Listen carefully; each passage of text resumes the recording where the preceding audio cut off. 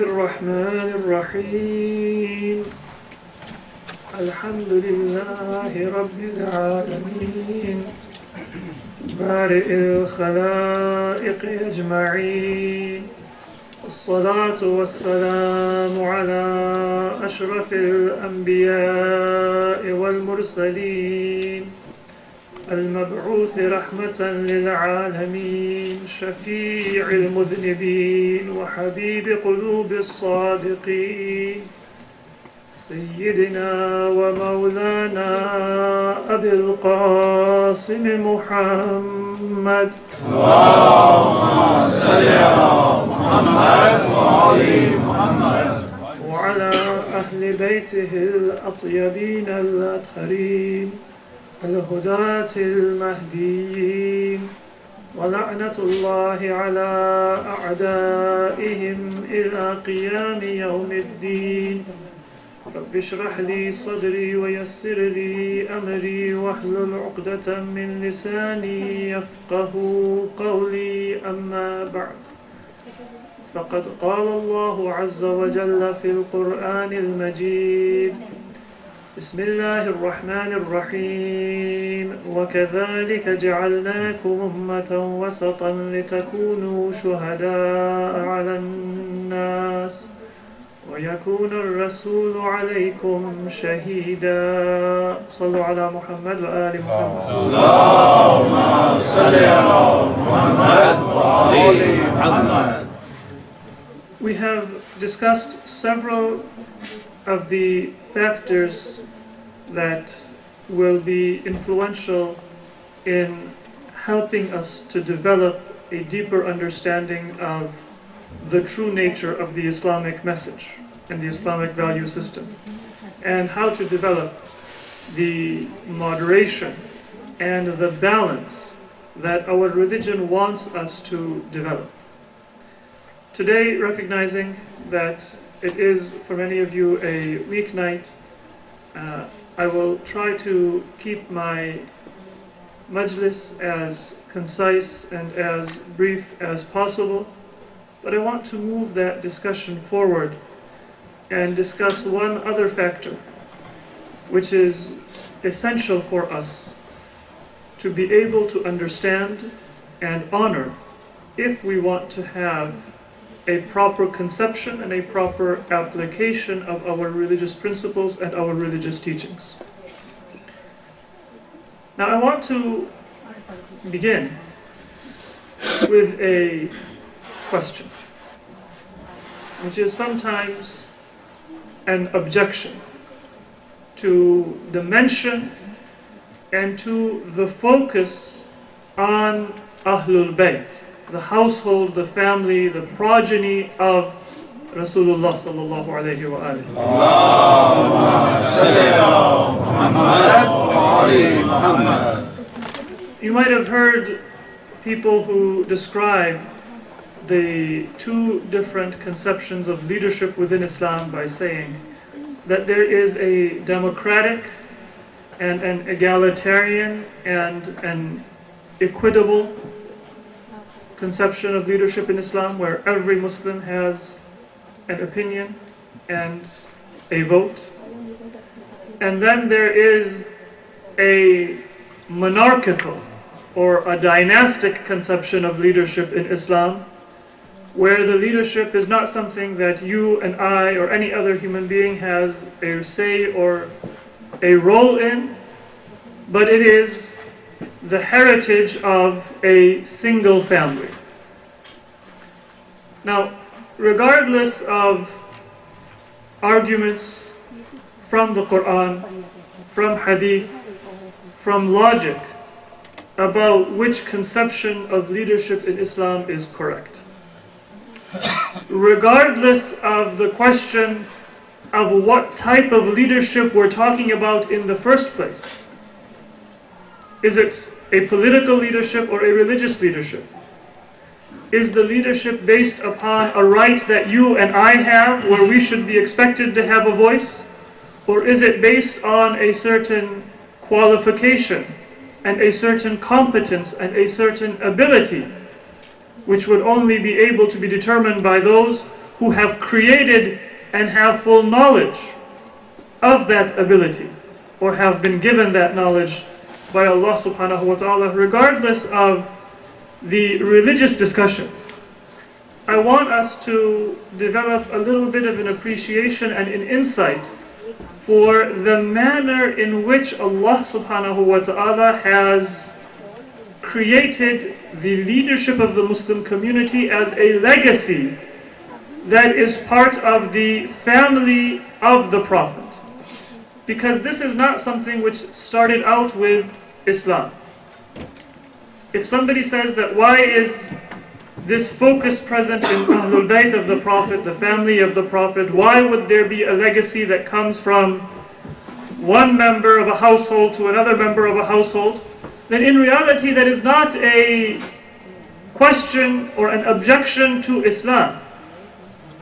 But the previous prophets as well were also described as creating and as preserving and as conveying a legacy of religious guidance and leadership that was within a family. What is very instructive for us to give some attention to, not just the argument about why this legacy accurately was conveyed by the Prophet to his household in terms of religious arguments and proofs for the special rank of Ahlul Bayt, but to gain a little bit of an insight into what that means for the nature of our religious identity and our own priorities. Sometimes we often think of the role of Ahlul Bayt in terms of a debate. That if somebody does not believe in imamat, if somebody does not believe in ismat, in the infallibility of members of the Prophet's household, then we want to argue about whether this is accurate or whether this is not accurate. If the Prophet said during the event of Ghadir Khum that man kuntu mawlahu fahada aliyun mawlahu, what does it mean when he says mawla? If the Prophet said that inni tarikun fikum al-thaqalain kitab Allah wa itrati ahl bayti, what does ahl bayt mean? And who are they? And what is their role? And that is an important discussion.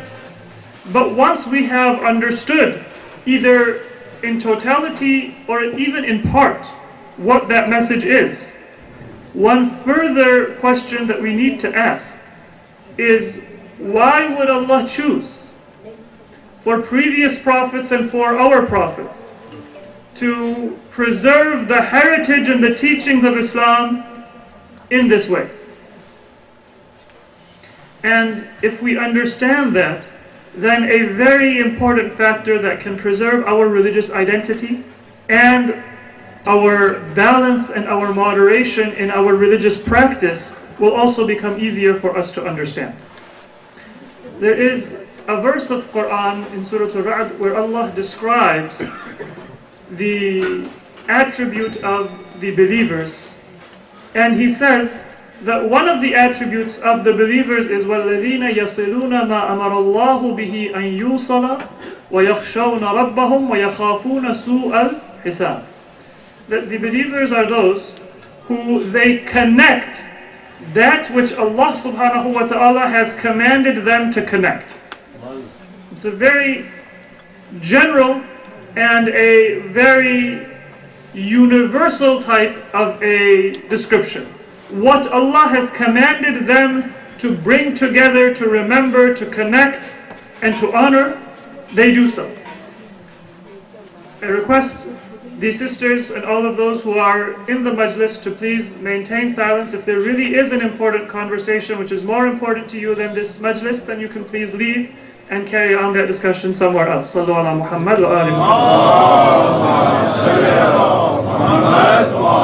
Muhammad. Inshallah, that announcement will never have to be repeated here or anywhere else where you are gathered for the remembrance of Ahlul Bayt alayhimus salatu wassalam.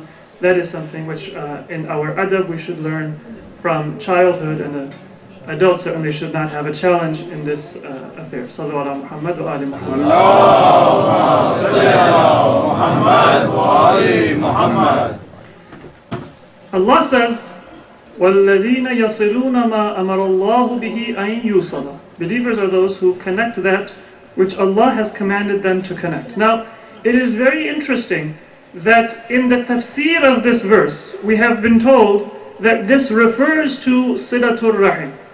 It refers to the connection of family ties, of ties between relatives. Anybody who is a relative of mine, I have an obligation to preserve a connection, to preserve a relationship, to honor the relationship that I have with that person. I cannot say that, well, I don't really know somebody, I'm not really close to that person. If they are a relative of mine, if common custom would say that this person is family, then I have to honor that relationship. The extent of the relationship and the manner of honoring it both can be determined by custom and by the culture in which I live. That will vary based on many circumstances. But if there is a close relative and I give absolutely no importance to that connection at all, don't ask about the person, don't take any interest in their affairs, don't give any importance to that relationship, then that is not just a sin, but it is a grave sin. And it is one of those sins that Allah subhanahu wa ta'ala has said that He will punish in this life before He punishes it in the hereafter. Because it is that much of a grave transgression against not just the religious teachings that were given to us by prophets and imams, but also against the very heart and the very soul that Allah has placed and the conscience that He has placed within our creation, even before we heard the call of revelation and the call of wahy. So in the first place, that connection refers to our family ties. But then in the second place, we have been told that it refers to the greatest of your family ties. And the greatest of your family ties are your ties to the Prophet and his progeny, Ahlul Bayt of Muhammad sallallahu alayhi wa alihi.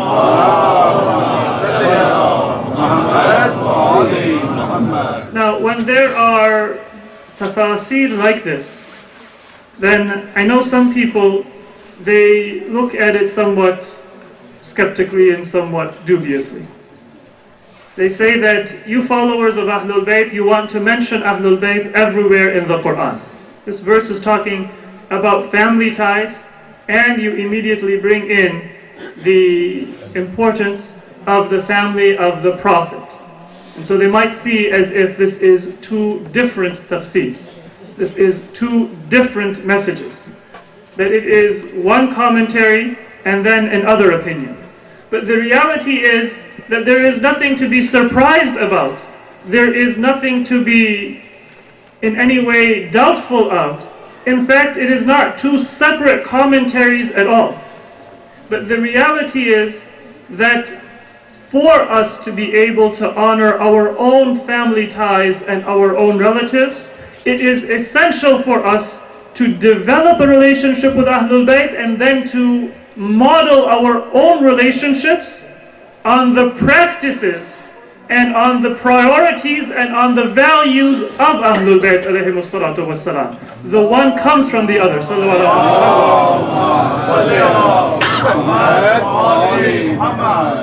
Sometimes Muslims, different schools of thought, they have a discussion. And we know that the Prophet, he had more than one wife over the course of his life. During his youth, in the beginning of his mission, during the most important and the most sensitive time of his mission, he had one wife, Lady Khadija salamullahi alayha. But after that, the Prophet had several other wives.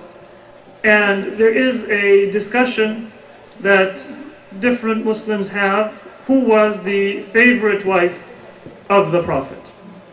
You may have heard claims that are made, a hadith of different schools of thought. Some of them may have questionable authenticity, about who was the favorite wife of the Prophet.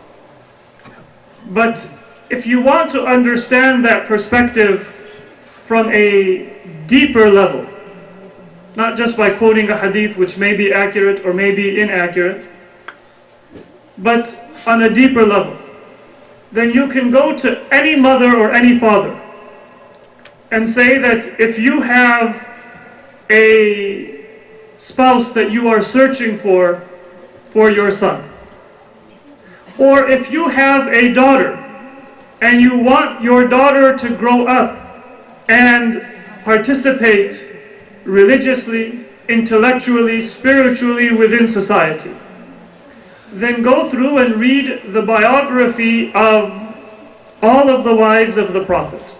Not from just a source that comes from Ahlul Bayt, a biography that comes from any source.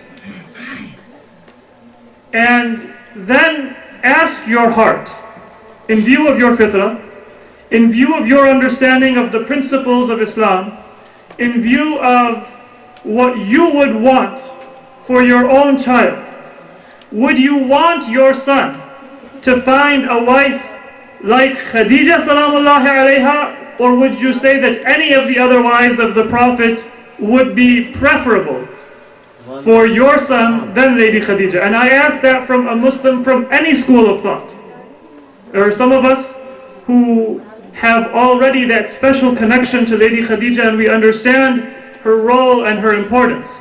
But if there is a member from a school of thought within Islam who has heard a hadith or has heard a claim that the favorite wife of the Prophet was, for example, somebody else, then that person, if they were to read the biography, the life, the words, the practices, and then come with a clear conscience and say, for my child I would want a wife like Khadija or like any of those others in whose favor such a claim may be made, then I don't think there is any reasonable or any thinking person, unless somebody has a vendetta against their son, that's a separate story.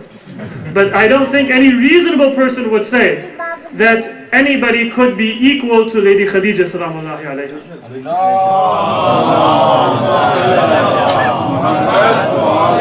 If anyone has a daughter and we want to train our daughters, raise our daughters to be self-confident, to be able to give something religiously, spiritually, morally, to their family, to their husband, to their children, to their community, to be a source of strength and support, to be a giver, not a taker, not to have any kind of jealousy or insecurity, then which one wife of the Prophet out of all of those whom we might think of and whose biography we know of would be the role model for our daughters in terms of that strength of character, that self-confidence, that security, and that perfection that could be a source of support and strength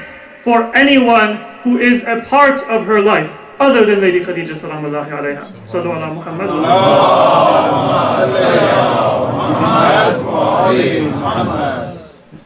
This recognition and then an understanding of what were the practices of Ahlul Bayt alayhimus salatu wassalam. What was the nature of the relationship of the Prophet with Lady Khadija? And this relationship, we can look at it from both sides. From both sides, it is a role model for us. The other relationships of the Prophet's interaction is a role model. But the interaction from the other side with respect to the Prophet, that might not be a role model for us. So this is something that we need to be able to derive some lessons from. And if we want to have that ability to fulfill the attribute of the believer, that we will keep those connections that Allah wants us to keep, that is not possible if we don't have the benefit of that role model. It is very interesting that when Lady Khadija salamullahi alayha died, the Prophet kept her memory alive not just in terms of her own memory, and not just in terms of her family members, but the Prophet used to actually honor even her friends. One of the wives of the Prophet narrates a hadith that once a lady came to the Prophet's house, and the Prophet gave her a special honor. He sat her down on the seat where he had been sitting. That was a sign of a special honor and respect for a guest. And he asked about her affairs, about her family. When she left, we were surprised. We said to the Prophet, "Who was this lady that you gave such a special honor to?" And he said that she used to visit us during the time of Khadija sallallahu alayha. She was a friend of my wife. And because of that friendship, I will honor her relationship even though that wife has departed. And now it is just the memory and it is just the legacy of her that remains in the heart and in the mind of the Prophet. So a few of the examples that we have from Ahlul Bayt alayhimus salatu wassalam, which are instructive in our appreciation of our family relationships and being able to develop a family relationship that can be a source of dignity, a source of moderation, a source of depth and profundity for our families. Sallu ala Muhammad wa ali Muhammad.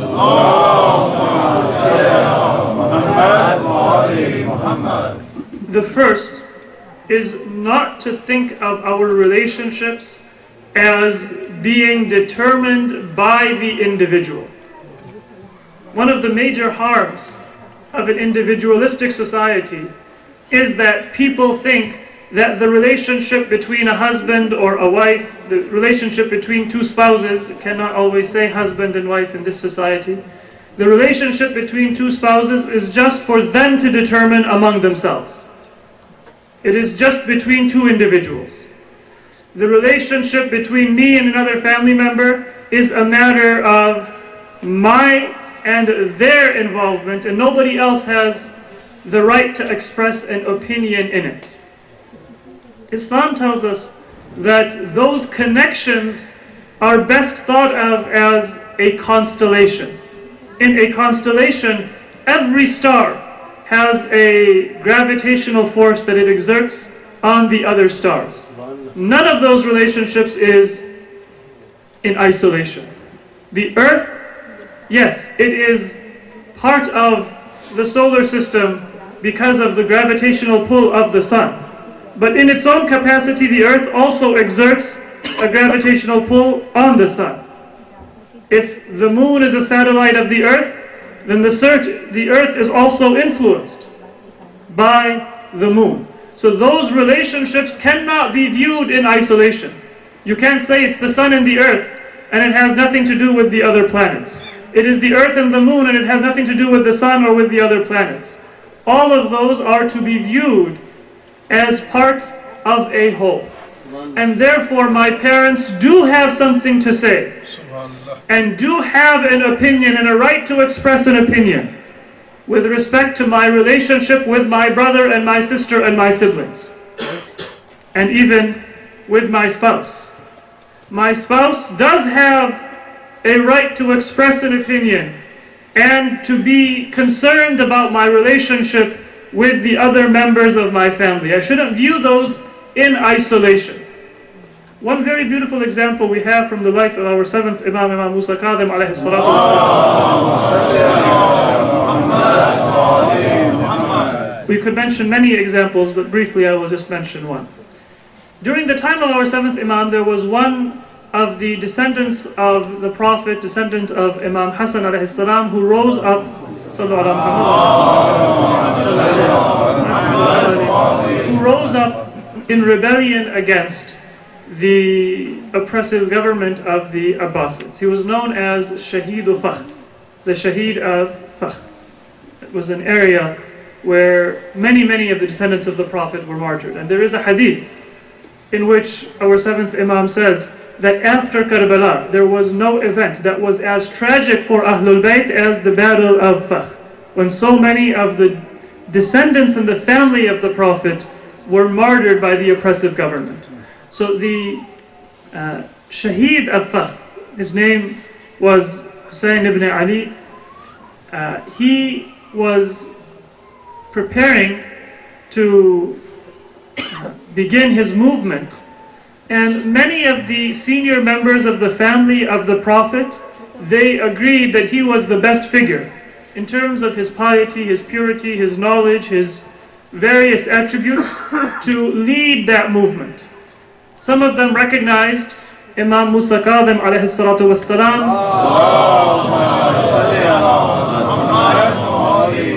as the Imam. Some of them may not have had that ma'rifah, they may not have had that recognition, or they may have had a limited amount of recognition. These were very difficult times. But the point that I want to make is that there is a narration that when the sincere Muslims in that movement, among whom were many of the family members of the Prophet and many of the descendants of the Prophet and the relatives of the Imam, when they came together around Shaheed al-Fakhr, around that personality, Imam Musa Kadhim alayhi salatu wasalam, even though he was an Imam and he was ma'soom, he gave a special respect to that consensus that was developing among the other members of the family. And it is reported in history, according to one narration, that he went personally to his cousin, his relative, and he said that I will not be able to join this movement with my own personal involvement. The Imam provided moral support, he provided other forms of support, and he grieved and he mourned over that loss. But he said that I will not be joining this movement personally. Are you satisfied with my non-participation? Now, on the one hand, for Shaheed al-Fakhr, this was a very difficult response to give, because he knew that for the Imam not to come out in the open, that would make the task of informing people, bringing people together, and maybe having an influence in weakening the oppressive government of the Abbasids that much more difficult. He paused for a long time, and then the narration says that he says that I am satisfied with whatever you have decided. Now, the interesting part from this narration and many other similar examples that we have from the life of our other Imams, Imam Ja'far Sadiq alayhi salatu wasalam,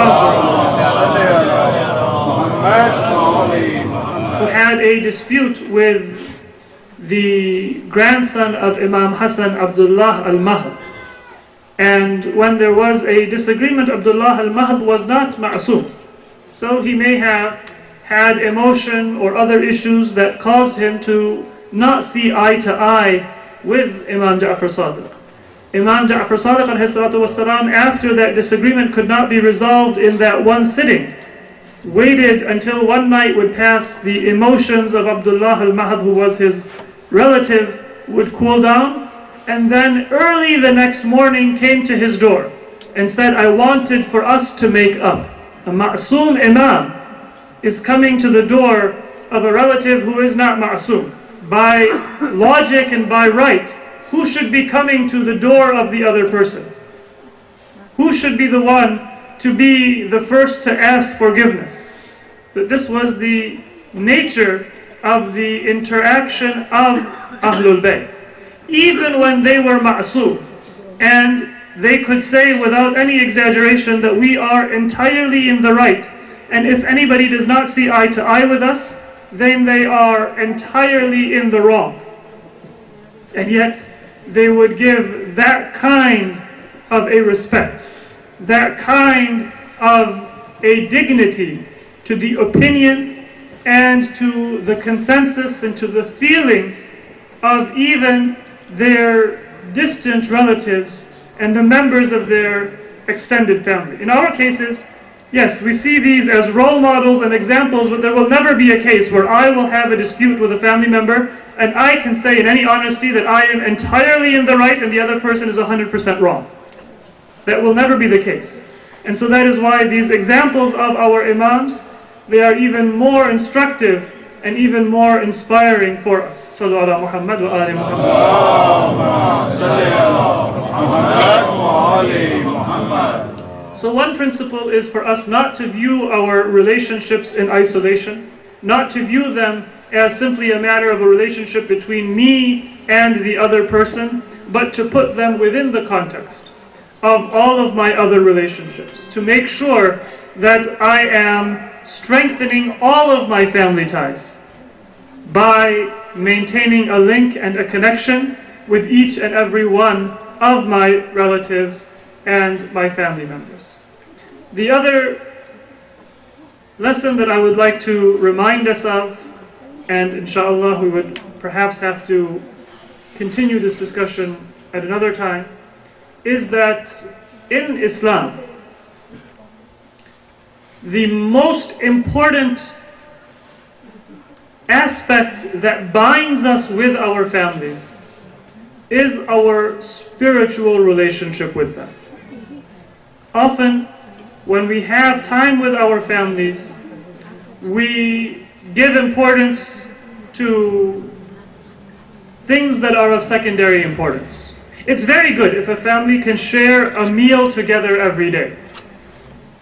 But if you cannot have breakfast together or dinner together, then it is even more important to share another kind of a time. Yes, if all of you enjoy watching a game, then there's nothing wrong in having that recreation and having that time together. But the one time that Ahlul Bayt would make a special emphasis on joining with their family was for prayer. You are familiar with the hadith of Imam Hasan al-Mujtaba alayhi salatu wassalam. I was with my mother Fatima al-Zahra. She was praying.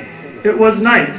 How old would Imam Hasan have been? At most he could have been 7 years old, because he was 7 when his mother left this world for her eternal abode. So that was the maximum age. But more likely she was giving this example to her son earlier in her life. He may have been younger than that. I was with my mother when she was praying, and I noticed that when she made dua, she would pray for the neighbors, she would pray for her fellow Muslims, people who had asked her for dua, but she never got around to praying for herself. And I asked her about this, and she said, Ya bunayya al-jar thumma ad-dar. First you take care of others, you take care of your neighbors, then you pray for yourself. That principle which Imam Hasan narrated, and it's a very well-known hadith, it's not instructive simply because of the message and the content of the hadith.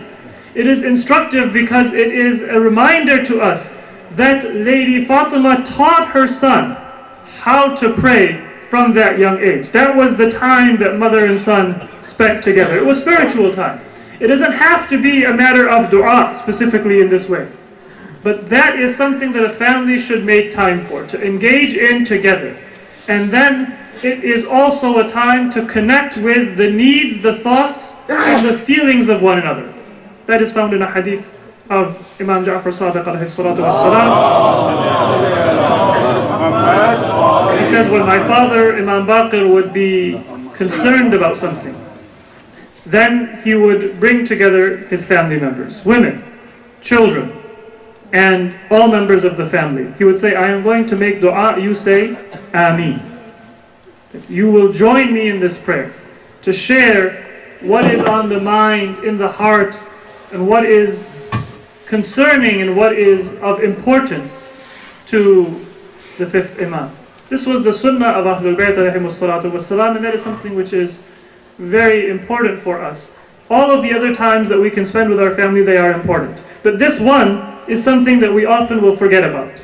We often will not give importance to, and so we have to make a deliberate effort to prepare and to schedule that time, and this is the way that we can pass on that legacy. If we see in Karbala, there was a very clear understanding from the youngest child to all of the others who were in the field of Karbala about what their role was and what their goal was.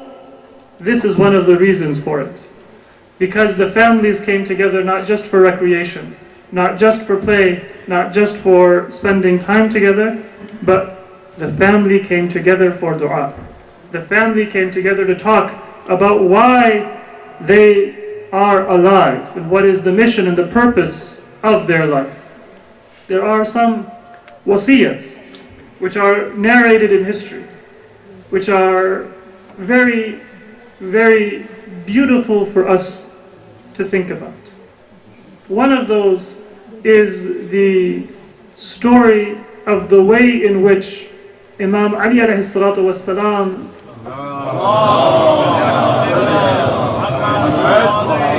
prepared someone to represent him in Karbala. He married a lady who you and I know of as al-Baneen, but her name was not al-Baneen. Her name was Fatima. And it is said that when she entered the household of Amir al-Mu'mineen, she said that, I request that you not call me by my given name and my own name, Fatima, because this household had another Fatima. Imam Hasan, Imam Hussein, Lady Zainab, Lady Kulthum, they were young at that time, still children. And they will only think of one person when they hear the name Fatima. And so she said that, know me as Baneen. According to this narration, that name was given to her before she had actually had the Baneen, the sons, for which she was known later on. Those 4 noble young sons who were with Imam Hussein, the leader of whom and the eldest of whom was Abu al-Fadl al-Abbas. Imam Ali alayhi salam married her, and he established that union in order to ensure that there would be someone to represent him in Karbala. There is a narration mentioned that on his deathbed, Amir al-Mu'mineen called Abbas to him. At that time Abbas was a young man, maybe 14 or 15 years of age. And he said to him that, "O my son Abbas, when you are in Karbala and you find yourself by the river of the Euphrates, then if you have water in your hands, don't drink the water at that time. And remember the thirst of your brother Hussein." Now what wasiyah was this from Amir al-Mu'mineen? He had trained, he had raised, he had prepared Abbas. Did he have any doubt that maybe Abbas would forget, that maybe Abbas would drink that water?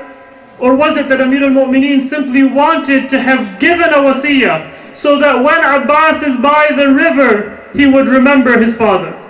And history reports that when Abbas reached Euphrates, he did put some water in his hand. The enemy might have thought that he wanted to drink, but most likely Abbas simply wanted to say, "Father, here is the water that you spoke of on your deathbed." And he might have turned to Karbala and said that I am going to fulfill the wasiyah, the will that you made me. And he threw the water down and made his way back to the camp. Abu al-Fazl al-Abbas की फजीलत बयान नहीं की जा सकती, जो इमाम हुसैन अलैहिस्सलाम के लिए सहारा, जनाब ज़ैनब व उम्म कुलसूम के लिए सहारा, विर्द ज़बान था शब्बीर के लिए रोज़े आशूरा अब्बास का नाम। ए भाई अब्बास, दुश्मन फौजों को जाके देखते ये क्या कह रहे हैं, एक रात की मोहलत मांग लें कि हम रात को इबादत कर सकें। हजरत अब्बास अलैहिस्सलाम सिपह सालार थे, खुद बयान करते हैं कि मेरे दिल में एक ख्वाहिश थी, एक तलब रहा कि इमाम मुझे इज़्न जिहाद दें। अपनी ज़िंदगी में कितनी बार हजरत अब्बास ने तलवार पे हाथ रखा और फिर रुक गए। ये अदब था, ये ज़ब्त नफ्स था हजरत अब्बास का, कि जब इमाम हसन के जनाजे पे तीर चले और हजरत अब्बास ने तलवार पे हाथ रखा, तो इमाम हुसैन ने कहा कि भैया अब्बास अभी करबला नहीं है। जब हुर ने रास्ता रोका تو شبیر علیہ السلام نے کہا کہ بھائی عباس ابھی کربلا نہیں ہے. جب خیموں کو کنارے فرات سے ہٹایا گیا تو پھر مولا نے کہا کہ بھائی عباس ابھی عاشورہ نہیں ہے. لیکن جب عاشورہ کا دن آیا اور جناب عباس اذن مانگتے ہیں, اجازت مانگتے ہیں جنگ کے لیے, تو امام حسرت کی نگاہوں سے دیکھتے ہیں, کہتے ہیں کہ بھائی عباس تم تو میرے علمدار ہو, کس طرح سے اجازت دو. لیکن ایک وقت آیا کہ جب امام نے یہی جواب دیا تو حضرت عباس نے دور تک دیکھا, چاروں طرف دیکھا اور کہا آقا حسین اب وہ لشکر کہاں ہے, وہ فوج کہاں ہے کہ جس کا میں سپہ سالار ہوں, وہ فوج ہی کہاں کہ جس کا میں علمدار ہوں. اب اجازت دیجئے کہ میں اپنے شہداء کا انتقام لے لوں, اپنے شہداء کا بدلہ لے لوں ان اشقیاء سے. اب امام کسی خاص بصیرت کی نگاہ سے دیکھ رہے تھے کہ اگر حضرت عباس جنگ کے لیے بڑھتے ہیں تو پھر کربلا کی تاریخ کچھ اور ہوگی. اسی وقت کچھ بچوں کی العطش کی آواز آئی خیموں سے. امام نے کہا کہ بھئی عباس اگر جانا ہی ہے تو پہلے ان بچوں کے لیے کچھ پانی کا بندوبست کر لیں, ان بچوں کے لیے کچھ پانی کا انتظام کر کے پھر جائیے. حضرت عباس بھی سمجھ گئے ہوں گے امام کا اشارہ. گئے, سکینہ سے کہا کہ بیٹا سکینہ وہ مشکیزہ لے آئیے, میں پانی کے لیے چلتا. ایک ہاتھ میں حضرت عباس نے مشکیزے کو اٹھایا, ایک ہاتھ سے علم کو اٹھایا اور القمہ کی طرف بڑھے. تاریخ میں روایت ہے کہ 4000 دشمن سپاہی القمہ کی محافظت کر رہے تھے. لیکن جب حضرت عباس نہر کی طرف بڑھے تو سب بکھر گئے اور ایک ہی حملے میں حضرت عباس نہر کی طرف پہنچ گئے, مشکیزے کو بھرا اور پھر اب ابو الفضل العباس واپس خیموں کی طرف آ رہے. اب اس فاصلے سے امام کو صرف علم نظر آ رہا ہے اور ایک خیمے کے کنارے جناب سکینہ بھی اس علم کو دیکھ رہی ہیں. اور جب دیکھ رہی ہوتی ہیں تو دیکھتی ہیں کہ وہ علم آہستہ آہستہ خیموں کی جانب بڑھ رہا ہے اور پھر کچھ لمحوں کے لیے لرزتا ہے اور پھر سیدھا ہوتا ہے. پھر کچھ فاصلہ اور بڑھتا ہے علم اور لرزتا ہے اور پھر آگے بڑھتا ہے. اور پھر دیکھتی ہیں کہ کچھ مدت کے لیے وہ علم غائب ہو جاتا ہے نظروں سے. امام کے کانوں کو ایک آواز آتی ہے, السلام علیک یا ابا عبداللہ, آقا حسین بھائی کا سلام قبول کیجئے. امام بڑھتے ہیں آواز کی جانب, دیکھتے ہیں کہ اب عباس علیہ السلام زمین پہ ہیں, بازو دونوں قلم ہو چکے ہیں, مشکیزہ چھپ چکا ہے, علم زمین پہ ہے. امام بیٹھ کے حضرت عباس کے سر کو اپنی آغوش میں لیتے ہیں, کہتے ہیں کہ بھیا عباس یہ کس طرح سے دشمنوں نے آپ کو شہید کیا. عباس علیہ السلام کہتے ہیں کہ مولا آقا ایک وصیت ہے, میرے میت کو جب میں شہید ہو جاؤں تو اسی جگہ پہ چھوڑ دیجئے گا, مجھے خیمہ واپس نہ لے جائیے گا. اب اللہ پر جانے کہ حضرت عباس نے یہ وصیت کیوں کی. شاید شرمندہ تھے جناب سکینہ سے کہ جو وعدہ پانی کا لے کے گئے تھے اس وعدے کو پورا نہ کر سکے, اور شاید ایک یہ بھی وجہ رہی ہو کہ حضرت عباس جانتے تھے کہ جس کی کمر ٹوٹ گئی ہے وہ جنازے کو, وہ میت کو کیسے اٹھا سکیں گے. امام بیٹھے رہے حضرت عباس کے پاس, دیر تک روئے, اور پھر جب شہید ہو چکے حضرت عباس تو امام بڑی مشکل سے کھڑے ہونے چاہتے ہیں، لیکن ان سے وہ مرحلہ مشکل تھا، کھڑا نہیں ہو سکتے. تو آواز دی الآن انکسر ظہری وقلت حیلتی وشمت بی عدوی، اب میری کمر ٹوٹ گئی اور میرے دشمن میری مصیبت کو دیکھ کے خوش ہو رہے ہیں، اور اب میرے سامنے کوئی چارہ نہ رہا. امام نے پھر اس علم کو اپنے ہاتھ میں لیا اور خیمے کی طرف آگے بڑھتے ہیں. ادھر سے جناب سکینہ دیکھ رہی تھی کہ اب دوبارہ علم نظر آتا ہے. بچوں کو اکٹھا کرتی ہیں، کہتی ہیں کہ میرے چچا اب پانی لانے والے ہوں گے، اب آپ کو العطش العطش کی آواز دینے کی ضرورت نہیں ہوگی، پیاس بجھ جائے گی. لیکن جب دیکھتے ہیں کہ وہ علم نزدیک آتا ہے، چچا نظر نہیں آتے، بھاگ کے کہتی ہیں کہ بابا ہل لک علم بعم العباس، بابا میرے چچا عباس کی کیا خبر ہے؟ لیکن امام جواب نہیں دیتے، خاموشی سے وہ اس علم کو لے کے حضرت عباس کے خیمے میں لٹا دیتے ہیں. بعد میں روایت میں ملتا ہے کہ جب جناب زینب مدینہ واپس گئیں تو سب سے پہلے وہ ام البنین کے گھر میں گئیں، اور ام البنین نے زینب سلام اللہ علیہا سے ایک جملہ کہا کہ بیٹا زینب، یہ کیسا ہو سکتا ہے کہ میرا حسین شہید ہوا؟ کیا میرا عباس وہاں موجود نہیں تھا؟ ہزاروں کی فوج کیا کر سکتی ہے؟ میرے عباس نے کیا کیا؟ اور جناب زینب نے کہا کہ اماں ام البنین، میرے بھائی کو کچھ نہ کہیے، جب تک عباس زندہ تھے تو حسین کو کچھ نقصان نہ پہنچ سکا. انا للہ و انا الیہ راجعون. فسيعلم الذين ظلموا أي منقلب ينقلبون.